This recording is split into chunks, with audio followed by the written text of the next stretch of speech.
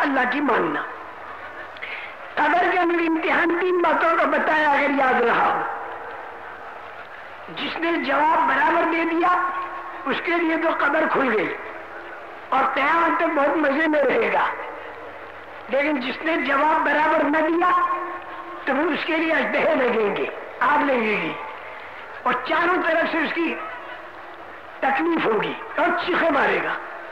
لیکن اس کی چیخوں کو باہر والے سن نہیں سکیں گے، باہر والے اسے سن نہیں سکیں گے اور قیامت تک اسے تکلیف ہوگی.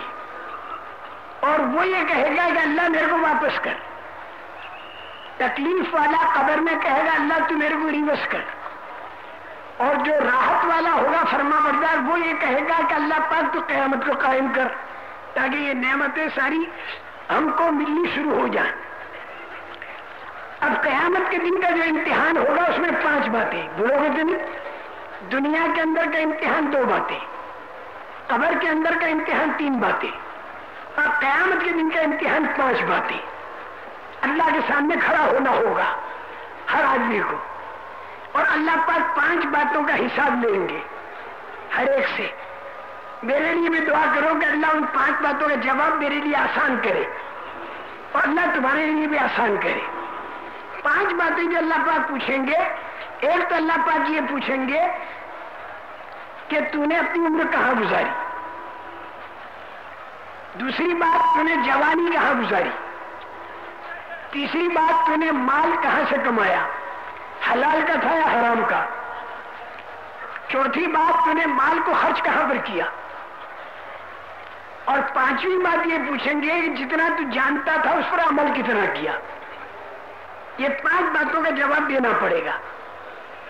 جو آدمی دنیا کے اندر ایمان اور اعمال والی لائن پر چلا ہوگا اور دعوت والی فضا کے اندر جو آدمی رہا ہوگا اور زندگی میں اس کی دینداری آ گئی ہوگی تو وہ 5 باتوں کا جواب آسانی کے ساتھ دے دے گا. بیچ میں ایک بات میں بتا دوں، قیامت کے دن رسول کریم صلی اللہ علیہ وسلم حوض کوثر کا پانی پلائیں گے.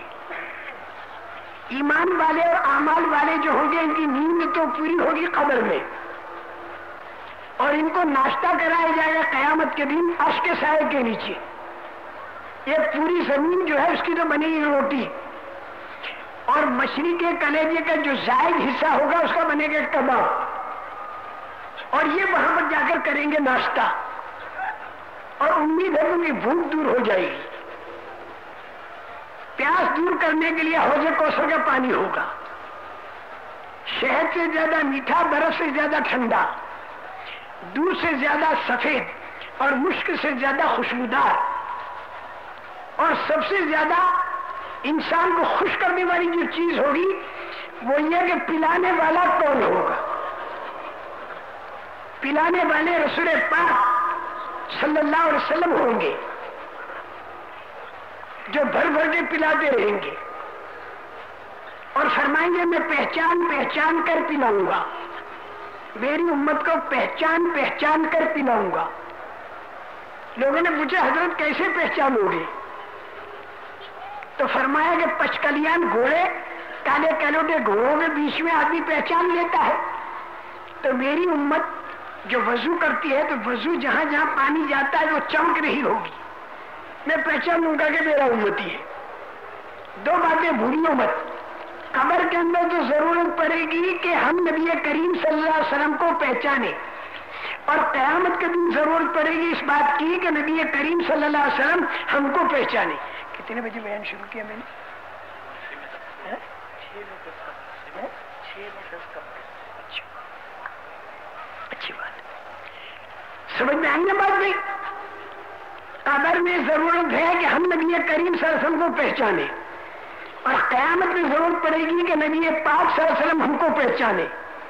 اب یہ جان پہچان نبی کریم صلی اللہ علیہ وسلم سے کیسے ہو؟ کہو تو بتا دوں. نبی کریم صلی اللہ علیہ وسلم سے ہماری جان پہچان کیسے ہو؟ کہو تو بتا دوں. ہماری زندگی پوری نبی کریم صلی اللہ علیہ وسلم کی سنتوں پر آ جائے. جتنی سنت پر ہماری زندگی آئے گی اتنی نبی کریم صلی اللہ علیہ وسلم سے جان پہچان ہوگی. نبی کریم صلی اللہ علیہ وسلم کے طریقے میں زبردست طاقت ہے. نبی کریم صلی اللہ علیہ وسلم کے طریقے پر اگر ہم زندگی کو لائیں گے تو چاہے ہمیں دنیا میں تھوڑا ملے یا زیادہ ملے، لیکن اس کے اندر اللہ پاک برکت برحمت فرمائیں گے۔ نبی کریم صلی اللہ علیہ وسلم کا طریقہ، اس کی مثال ایسی ہے جیسے روح، اور دنیا کی پھیلی ہوئی چیزیں اس کی مثال ایسی جیسے بدن۔ چیزیں بہت ہو لیکن رسول کریم صلی اللہ علیہ وسلم کا طریقہ نہ ہو تو یوں سمجھو کہ بدن بغیر روح کے ہے، اور اگر چیزیں کم ہو اور ساتھ میں رسول کریم صلی اللہ علیہ وسلم کا طریقہ ہو تو یوں سمجھو کہ بدن روح کے ساتھ ہے۔ اس کی ایک حصی مثال بتا دو، آپ کے مکان کے اندر 10 موٹے موٹے پہلوان ہیں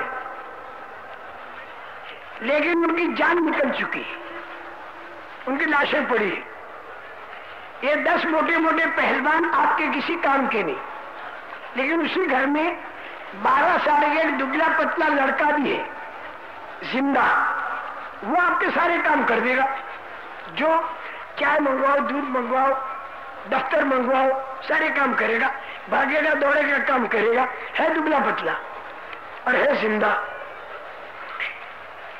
میرے محترم دوستوں، رسول کریم صلی اللہ علیہ وسلم کا طریقہ چھوڑ کر اگر کروڑ ہا کروڑ کی جاگیریں، دکانیں، مکانات، کاریں سب ہے لیکن رسول کریم صلی اللہ علیہ وسلم کا طریقہ نہیں ہے تو سمجھو کہ بے جان پہلوان ہے یہ، ان کے اندر مصیبتوں کے کیڑے پڑیں گے۔ جیسے وہ 10 پہلوان کسی کام کے لیے، تھوڑی دیر کے اندر وہ پھلیں گے، تھوڑی دیر کے اندر وہ پھولیں گے، پھر پھٹیں گے، پھر اس کے اندر بدبو آئے گی، پھر کیڑے پڑیں گے، سڑیں گے۔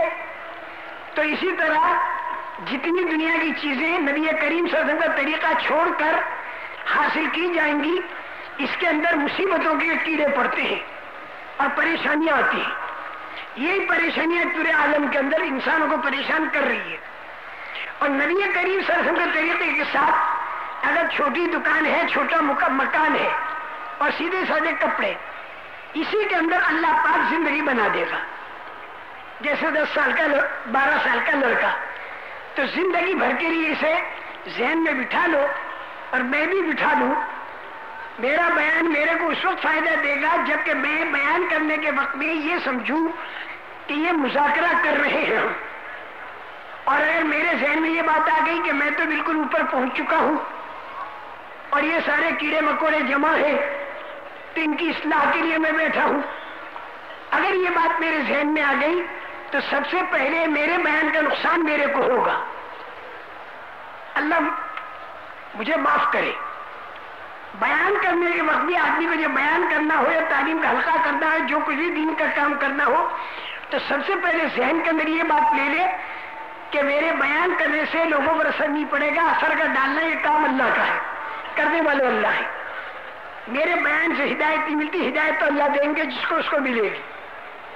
پھر بیان کا کو کرتے ہو اس لیے کہ اللہ پاک کا حکم ہے، نماز کی طرح جیسے نماز اللہ کا حکم ہے تو اللہ پاک کا حکم ہے، اس پہ میں بیان کرتا ہوں۔ لیکن بیان کرنے کے اندر اس بات کا خیال رکھا جائے کہ باتیں نبی کریم صلی اللہ علیہ وسلم کی بتائی ہوئی، اللہ پاک کی بتائی ہوئی وہ باتیں ہونی چاہیے، اپنی ادھر ادھر کی باتیں نہیں، اور پھر اس کے ساتھ اللہ پاک کی طرف دھیان جمے، دھیان ادھر ادھر نہ جائے، دھیان اللہ کی طرف جمع رہے، اور اس کے ساتھ جس کے ساتھ بات کی جاتی ہے اس کے اکرام کا خیال رکھا جائے، لان تان نہ کی جائے، توہین نہ کی جائے، تانے نہ مارے جائیں، ایسے انداز سے بات چیت نہ ہو کہ جس میں لوگوں کو تانا پڑ رہا ہو۔ لوگوں کو تانے مارنا ٹھیک نہیں، وَيْلٌ لِكُلِّ ہُمَزَةٍ لُمَزَةٍ، اللہ منع کرتے ہیں، وَلَا تَلْمِزُوا أَنفُسَكُمْ، ایک دوسرے کو تانا نہیں مارنا۔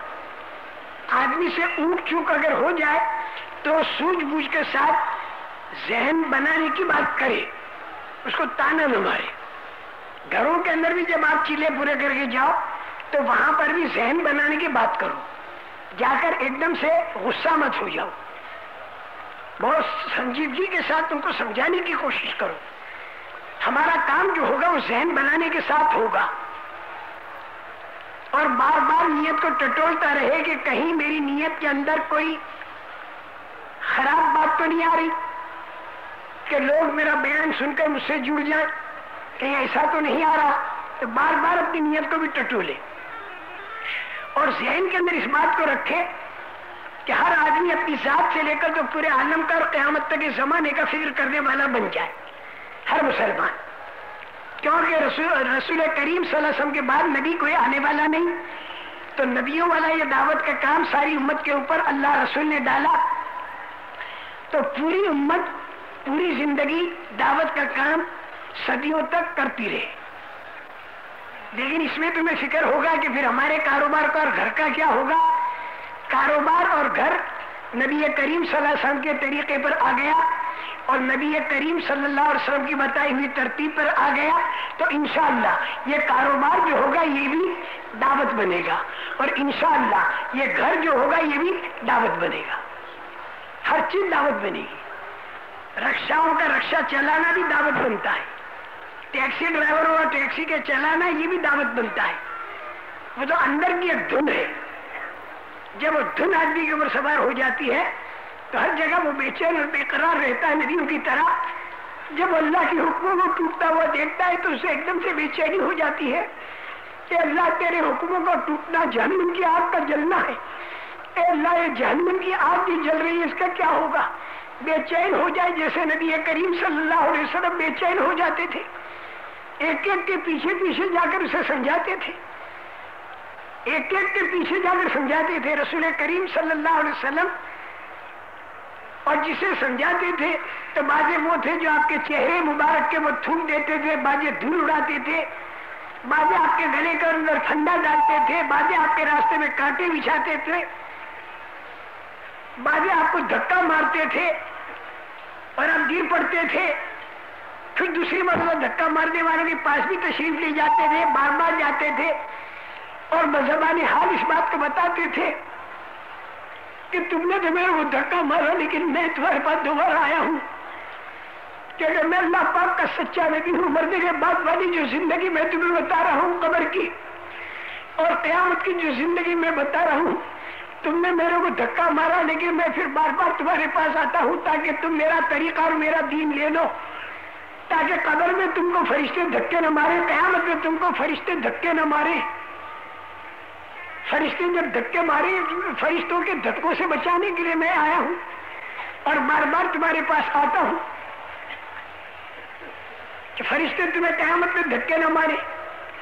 قرآن پاک کی آیتیں آپ کے سامنے ہوتی تھی، یعرف المجرمون بسیماہم فیؤخذ بالنواصی والاقدام فبأی آلاء ربکما تکذبان۔ مجرم کی پیشانی دیکھ کر پہچان لیا جائے گا کہ یہ مجرم ہے، اس کی پیشانی کے بال پکڑ کر اس کی ٹانگیں پکڑ کر گھسیٹ کر اسے لے جائیں گے فرشتے۔ اللہ پاک کہتے ہیں اے انسانوں اور جناتوں، تم اللہ پاک کی کون سی نعمت کو جھوٹا بتاؤ گے کہ ابھی قیامت کا دن آیا نا، ربکما تکذبان، یہ وہ جہنم ہے جسے مجرم جھوٹا بتاتے تھے۔ کسی کو گھر کے پانی میں ڈالا جائے گا، پھر اس کو جہنم کے انگاروں میں ڈالا جائے گا۔ اے انسان اور جناتوں، اللہ کی کون سی نعمت کو تم جھوٹا بتاؤ گے؟ بہت سے ناسمجھ لوگ ذہن کے اندر یہ بات لاتے ہیں کہ مر کے مٹی ہو گئے، بالکل گل سڑ گئے تو پھر کیسے زندہ ہوں گے قیامت کے دن؟ اور یہ بات آج کل کے ناسمجھ لوگ صرف نہیں کہتے، بلکہ ہر زمانے کے ناسمجھ لوگوں نے یہ بات کہی ہے۔ لیکن اللہ پاک مہربانی فرما کر اور اپنی دلیلوں کے ساتھ تین باتیں سمجھاتے ہیں، ایک اللہ پاک کا وجود، ایک نبیوں کی نبوت اور ایک مرنے کے بعد دوبارہ زندہ ہونا۔ اس کو اللہ پاک اپنی دلیلوں کے ساتھ سمجھاتے ہیں تاکہ دنیا کے بستے والے انسان اپنی عقل سے کام لے۔ اللہ پاک خود نہیں دکھائی دیتے، اللہ پاک کی قدرت اور اللہ پاک کے خزانے بالکل دکھائی نہیں دیتے۔ اللہ پاک کی قدرت بہت بڑی قدرت ہے، ہمیشہ سے ہمیشہ رہے گی۔ اللہ کی قدرت لامحدود اور بے حساب ہے، کوئی چیز اللہ کی قدرت سے نکلی ہوئی نہیں، اور اللہ کے خزانے نعمتوں کے بھی بے حساب ہے، تکلیفوں کے بھی بے حساب ہے، لیکن نہ تو وہ خزانے دکھائی دیتے ہیں، نہ اللہ پاک کی قدرت دکھائی دیتی ہے۔ لا تدركه الابصار وهو يدرك الابصار وهو اللطيف الخبیر. یہ آنکھیں اللہ